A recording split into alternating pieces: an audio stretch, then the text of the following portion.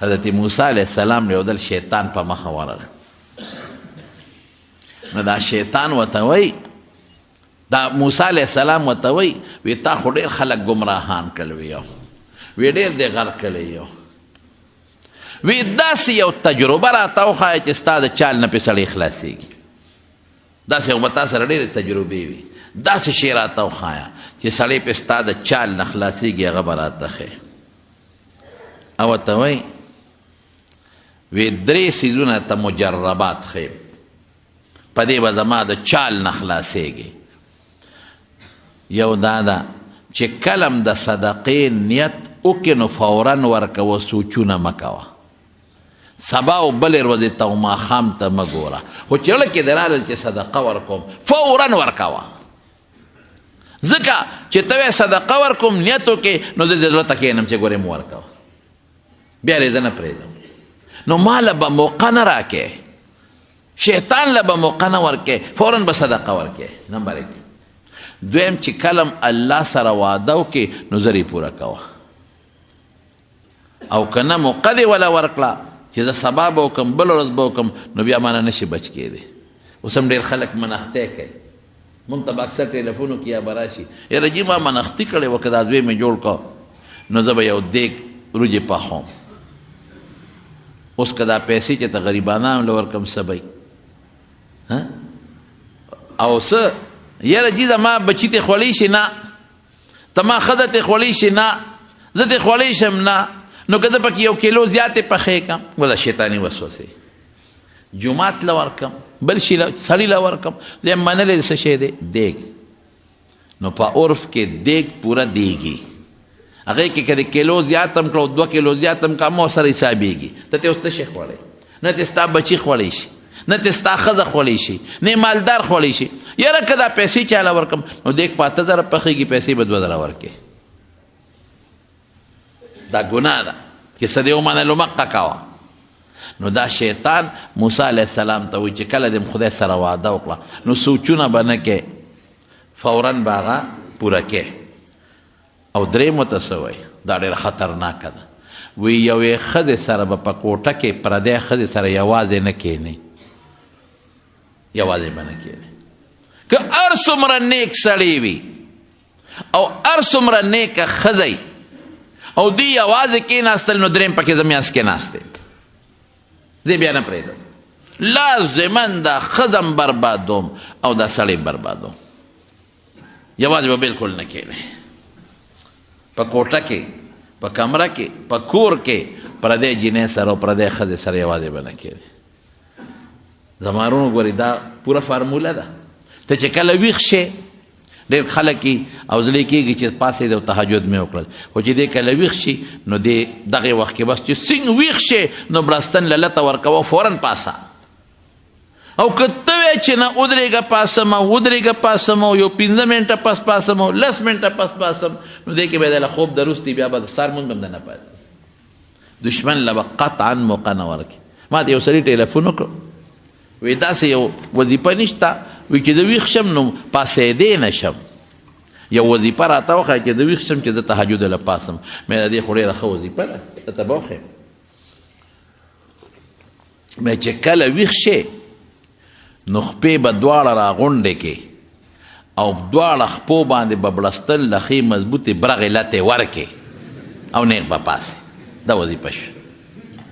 نو وی خندل نو مې بله که ته نور وظیفې غواړې والله په دا وظیفه کې دې راپرځئ خبره ته وي وایه وظیفه کوه کوه کوه دې کې به خوب درغلي بیا به اوده کړې او که ته سوچونه مې ګوره دشمن له به موقع نه ورکې لکه په دې لاره تا ته دشمن ناستې ټوپک ورسره دی او تا هغه له موقع ورکې نه چې ته پوه شي چې دا ما اوس وجني دا کافر دی په ما ډس کوي نو چې هغه په ځان پوهېږي نو بېغمې کا او که تا هغه له موقع ورکې نو پرېږدي دي نه نن دلته راسې سبا راته بل ځای کښېني دا کم دی بیا پرېږدي کافر خو د مسلمان دشمن دقه رنګې شیطان ستا دشمن دی پرېږدي دی نه دله به موقع نه ورکې او چې ویښ شوې بس دی لنډ علاج د خپې به راغونډې کې او دولتې برغې ورکه دی بړستن له او ته نیغ پاسه غه بیا کلک وچوې د مانځه وخي ورېږه اوس ځم او اوس ځم او اوس ځم اوس ځم ځایه مازدیګر سره بیا وکړو مازدیګر شو بیا زه اوس پاسو زه ماښام سره به وکړو ماښام ماسخوتن سره به وکړو ماسخوتن زه بس نن پاتې سبا به که خیر انشاءالله زبر کېږم ښه سبا به تسبیح رالمه مونځونه به شروع کوم چې سبا شي نو بل ورځ به که خیر ځان نه زبرګ جوړوم او تسبیح به رالمه مونځونه به شروع کوم نو په دې کې به درنه وخت تېر شي او ناګهانه ځنکدن به دي شي او دې به درته جنډې وړقوي څنګه مې کړې لاړم دنه د ابو جهل او د رسول الله صلی الله علیه وسلم چې په بدر کې کله جګړه راله نو شیطان د کافرو د یو قوم د مشر په شکل راغی ابو جهل ته ودرېده ورته وی زما قوم را روان دی دته مخکې رالم لوی قوم مې مسله را روان دی د غر نه پورې غاړه ابو جهل خوشحاله و برې ته توکل او قوم ته وی دا د پلانکي قوم را روان دی هغې خوشحاله شو چې دا خو د دنیا خلق مونږ له را روان دی دې کې لښکرې برابر شي یو خوا د رسول الله مبارک لښکر او بل خوا د ابو جهل هلکه ستا هغه لښکر خو راونه رسېد ابو جهل سره یې لاس نیولی دی دقه دې 2 منټه کې را رسېږي دته مخکې رالم را روان دی ابو جهل او په تمه دی خو چې شیطان پرشتي ولیدې هلته جبریل علیه السلام ولید او میکائیل علیه السلام یې ولید چې 500 فرشتې د جبریل علیه السلام سره دي او 500 فرشتې د میکائیل علیه السلام سره دي نو نکس علی عقبیه وی انی علی ما لا ترون زه وی زه هغې نم چې تاسو یې نه دته لاس راخکا ابو جهل چرته ځې وی بس ورمې واسپې اوس برې تماشا کومه نو نه په خپل دی او نه په پردي مسلمان هم بربادي کافر هم بربادي والله که سړی پرېږدي یو سړی غټ سړی و کټ کې به یې متیازې کولې نو ښځې ورته وایي چې د خدای خاطر وکړه اوس خو د انګور کور ته راغلی انګین دې دی وشي او ته همدقسې په کټ کې متیازې کې مخکې خو زه کور څوک نو ما به دې تولی اوچته کړه نو ورته مې واچول اوس خو دا خلک به دا پورې خاندي وی ښځې زما خپل اختیار خو نه دی خو شیطان راشي او د مټه مې ونیسي او په یو لوړ کمر مې کښېني چې دلته متیازې وکړه نو چې وکړم کټ کې مې کړي وی ښه دا در باندې شیطان کوي یو دومره خشته قابل او داسې یو مضبوط سړي سره د یارانه ده او پیدا رې تې وانه غشته وی څه پیدا تې وانه وی ګوره چې بېګاره درته راشي نو ورته وایي چې ټول عمر دې راباندې متیازې وکړئ نن راباندې پیسې وګټه ما ته خزانه وښایه زه ښځې دا به پکې وکړو اوس بېګا له دې ودرې او شیطان وله راغی یاره وی ټول عمر دې په ما متیازې وکړه کټ دې راباندې ولاړه نن به راته خزانه ښیې وی راځه دا خو اسانه ده ته خو زما اشنا یار مې شیطان ته مخکې را دې ورپسې دې بینک ته یې بوته چې بینک ته یې بوته وی دا پیسې راواله بلا زرګونه روپۍ دي د څادر ورته خور کو پنډې ته وتړه چې پنډې ته وتړه په اوږې که نو شیطان ورپسې څوکیدار راویښ که ګوره په دغه اعتبار نه شي کوی څوکیدار یې راویښ که هغه ورپسې لکه پیسې دې ټولې وتښتولې دې شیطان ته وي څوکم وی بره دیوال ته وخېږه ټوپ که دیوال ته یې ټوپ کړې ځان یې ویزان که څوکیدار ته وي خپې نه یې ونیسه اوس د بره پنډ په اوږه د پیسو نیولې دی او بره یې جنګله نیولې ده دیوال سر یې نیولې او څوکیدار خپې نه نیولې دی دې شیطان ته تا خدای تباه کړه هم دې راباندې غله وکړه هم دې سړی راباندې راویښ کړه هم دې اوس پې د خپې نه ونیوم اوس څه وکړم وی غول پې وکړه بل علاج نه کېږي غول پې وکړه نو د خو رښتیا وي چې په دې نه بغیر په بله طریقه خو په لتو نه خلاصېږم خو چې څنګه غول وکړل نو کټ کې کړې خو ودو که نه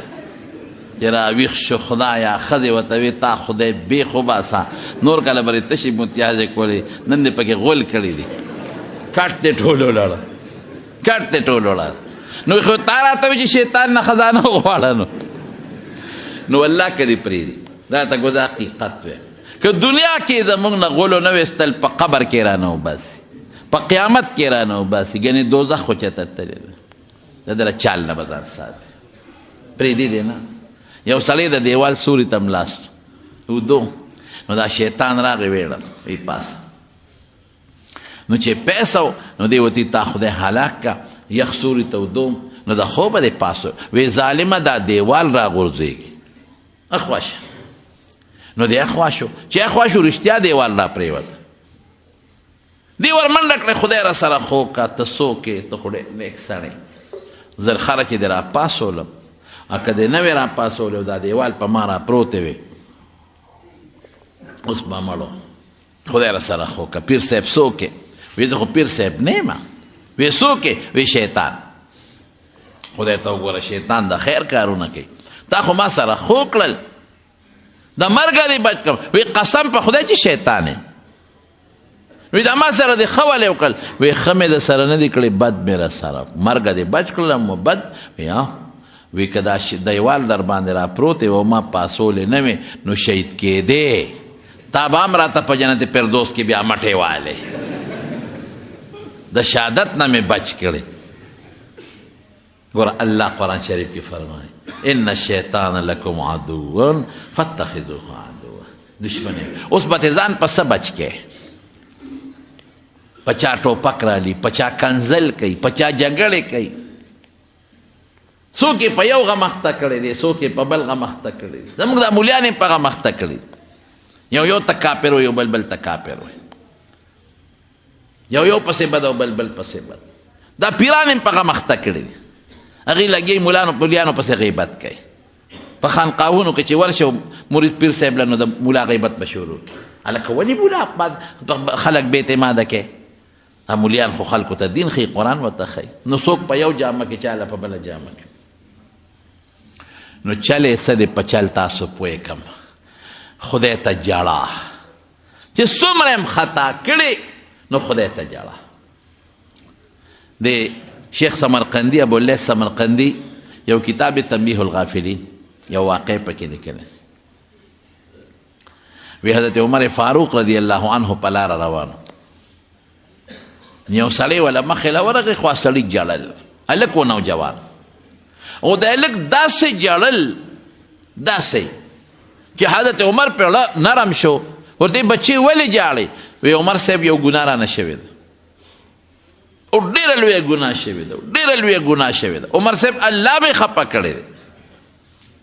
عمر صاحب خدای مې خفه کړی دی الله مې خفه کړی دی بار بار وایي ډېره ګناه شوې ده ما به خدای معاف کړي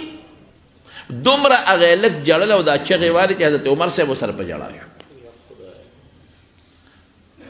ورته یې ویې ته راځه رسول الله مبارک له دې بوځم حضور پاک له یې راوستو او مقسې جاړي عمر صاحب ته ته ولې جاړې وایي دې سړي باندې جاړم دا خو چغې وایي روړې وایي چې ما خدای خفه کړی دی ګناه مې کړې ده هلکه وایي ډېره غټه ګناه دې کړې ده حضور پاک ورته وایي د الله رسول ډېره غټه ګناه مې کړې ده مړه وي ستا ګناه به غټي که د خدای عرش به غټي وي زما ګناه وي ستا ګناه به غټي او که د الله کرسي به غټي وي زما ګناه وی شرک دې کړی دی وی نه مشرک یې وی نه شرک مې نه دی کړی نو څه ګناه دې کړی دی چې دا چغې دې جوړې کړې وی د الله رسوله زه کفن چور یم چې مړي وشي زه د شپې مقبرې ته لاړ شم خاورې تازیه ترې لرې کړم او د مړي نه کفن راوباسم خرڅوم دا اوس زمانه کې نه پخوا زمونږ په دې وطن کې هم ګورې داسې خلک وو د حاجي صاحب ته پت اوس نشته اوس خو جامې ډېرې شوې اوس خو د هر سړي پنځه او شپږ جوړې جامې وي قسم دې پخوا کفنکش به یې ورته وي د مشرانو نه موږ پخپله اورېدلي دي باباجي ما ته پخپله وي وي مړی به م ښخ کو او ایثار چې به خلک راغلل چې مولوي صاحب مړی چارستی دی او دقسې یې پرېښی دی او کفن یې ته وړی دی غریبي و خلکو به دا کفنونه خرڅول نو زه کفنکش او زه ورځم چې مړی ښخ شي نو زه هغه خوره اومۍ اتې وباسم او کفن ترې راکاږم ځان له خرڅ کړم د الله رسوله پرون یو مړی شوی چې خلک لاړل او نیمه شپه شوه نو زه لاړم او خوره مې ته وویسته او چې کفن مې ترې ایسته هغه جینۍ وه زما زړه کې هغې ته غلط سوچ راغی نو ما وی راشه شپه ده او څه رکاوټ نشته نو ما هغې مړې جینۍ سره ګناه وکړه کفن مې ته ویسته او ګناه مې وکړه نو چې ګناه مې وکړه نو هغې مړې جینۍ راله اواز راکړه او ما ته وایي چې ظالم ډېر ظلم دی وکړه د مړو د مردګانو په ډله کې دې رسوا کړم د مړو د مردګانو په ډله کې دې رسوا کړم او ظالمه خلک چې د قبر نه پاسي نو پاک به پاسي او زه چې د قبر نه پاسم نو په جنابت کې به پاسم دا دې راسره څه وکړل وی بس دا آواز مې واورېد چې د دې جینۍ و که د دې د خولې نه وته که د بل چا نه خو دا آواز مې واورېده نو د الله رسول دا جرم مې کړی او جاړي حضور پاک ورته وي خطا مړي سره جنې سره دا عمل کړی دی دا ظلم دی کړی دی دا خو واقعي تا ډېر لوی ګناه کړی دی تا خو ډېر لوی ظلم کړی دی دا پاشه دا سړی لاړ خو چې دې سنګ لاړو نو دې غرونو ته لاړ مدینه پرېښود او په غرونو کې لګیا د خاورې رالې په دې سره چې یو خدای ته جاړي یا خدایه ما خو ډېر لوی جرم کړی او داسې جرم مې کړی چې په مخ د ځمکه به دا جرم چا کړی م نه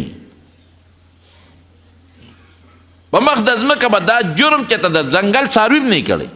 الله دا خو ما ډېر لوی جرم کړی خدای دا به څه کېږي څلوېښت خروه د دې سړي خدای ته جاړه کړې ده په دا ځنګلو کې نبی علیه السلام نه خبره م یېره ده حضرت جبریل علیه السلام راغی حضور پاک ته نبی کریم صلی الله علیه وسلم ته وایي د الله رسوله دا مخلوق تا پیدا کړی دی که خدای وی الله دې مخلوق له ته رزق ورکې که الله ورکې وی دا راته الله ووایي چې ورته ووایه جبریل علیه السلام په خپله نه وایي الله راته وایي چې تپوس ته وکړه چې دې مخلوق له ته رزق ورکې که زه ورکوم وی نه الله ورکوي دا مخلوق چې ګناه وکړي زه به یې بخم که ته به یې بخې نه الله به یې بخي وی ښه نو هغه کم سړي چې هغه سنګین جرم او ګناه کړې وه او ما ته یې څلوېښت سوه چغې وویلې ما وبخه ما بخلی نوم مې وله په توابینو او تایبینو کې لیکلی دی رسول الله مبارک کم ځای دی پلانکي ځای کې دی رسول الله مبارک یې تپوس کوي صحابه ورپسې ورشه سړی راولئ راوسته او ځان سره کښېنو بچې ستا توبه خدای قبوله کړه نبی کریم صلی الله علیه وسلم فرمائی الشیطان جاسم علی قلب ابن آدم شیطان د بنی آدم په زړه ګونټې ماتې کړي دي ګونټې فاذا غفلا چې کلم دی غافل شي نو وسوسه دا شیطان وسوسې ورته اچي و اذا ذکر الله خنسا او چې کله دی خدای یاد کی نو دی بیا تختی پټېږي بیا نو دی خو تاله په زړه ګونټې ماته کړي ګناه در باندې کوي پرېږدي خو دی نه خو بچ کېږي به تې په څه د الله په ذکر په جړه بچ کېږي به تې د الله په ذکر خدای رایات که فوراً عبادت شروع کا او که غلطي ګناه در باندې کړې ده نو په جړه به معاف کېږي خدای ته به جاړي الله په جړه ډېر زیات خوشحالېږي چې خدای ته وجاړی بیا په نیمه شپه کې پاسې وجاړې څوک به داسې چې ګناه به یې نه کړی زه ټول نه غټ ګناهګار نو خدای ته به جاړو بخونکی خدای دی زمونږ بل ذات نشته چې ته وغواړو بل اسره نشته بغیر د الله د ذات نه نو موږ به د خدای نه غواړو نو الله به